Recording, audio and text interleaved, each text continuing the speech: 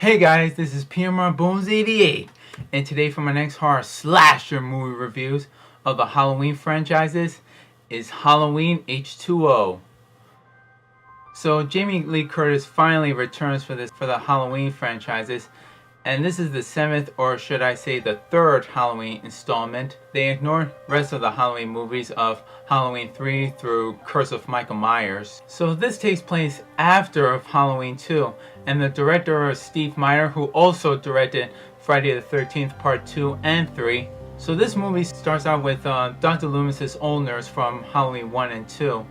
Her house just got broken in, and she tries to get help, and apparently went to the next door neighbors, the two boys that got killed by Michael, and that's where he's entered. So she breaks into the other house, tries to get the cops' attention, but it was too late that Michael just kills her, slash her neck. Jamie Lee Curtis plays as Laurie Strode again, also known as Carrie Tate, changed her name and her identity, and she has some total nightmare syndromes. So she has to take vitamins or pills, lay out from all the murders that she's been through for 20 years. And she has a son named John, who's played by Josh Harrett, and that was his first movie debuted. So Carrie and her son live in Summer Glen, California, and they are close by to a private school where she's also a teacher. So the three kids are introduced, and they were played by Michelle Williams and two other kids. I don't know their names, but they decide not to go to the field trip and have a Halloween party of their own. And Carrie Tate has some illusions of seeing Michael behind her, and she sees things like hallucinations or illusions of Michael. Security guy named Ronnie, played by LL Cool J.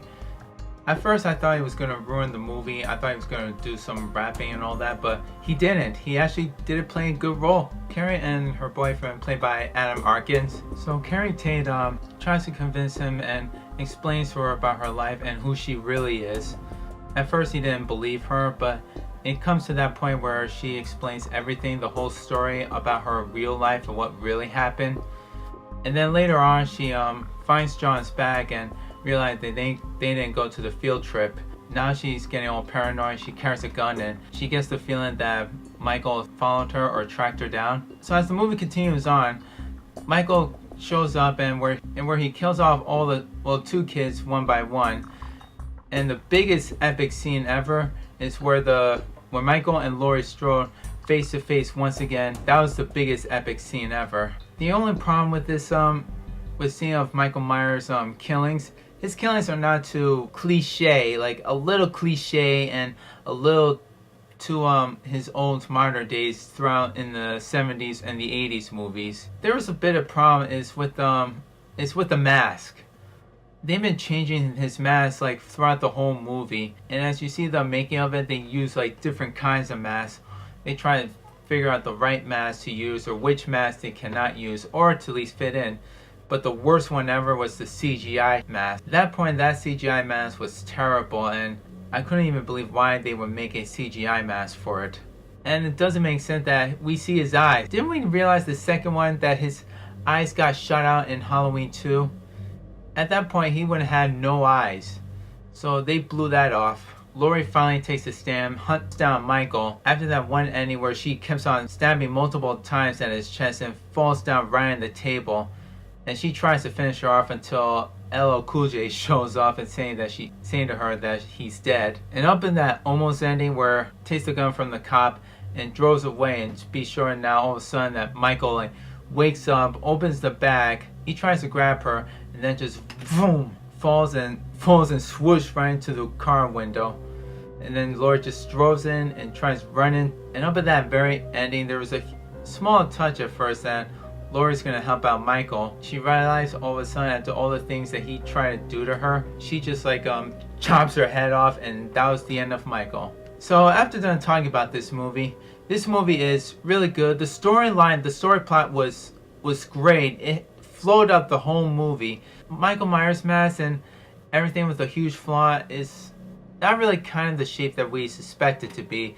And it was really disappointed that they kept switching one mask to another, especially where white pale mask that had no expression at all.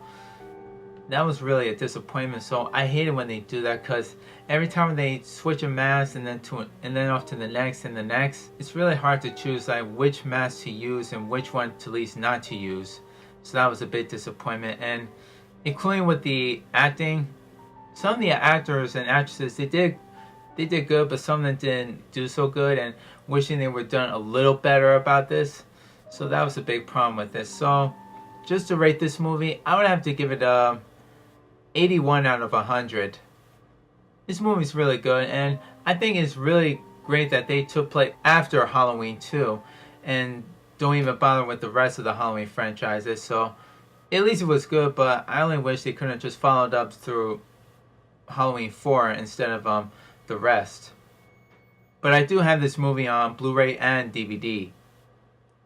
So the next time for my next horror slasher movie review of the continuation of the Halloween franchises is Halloween Resurrection.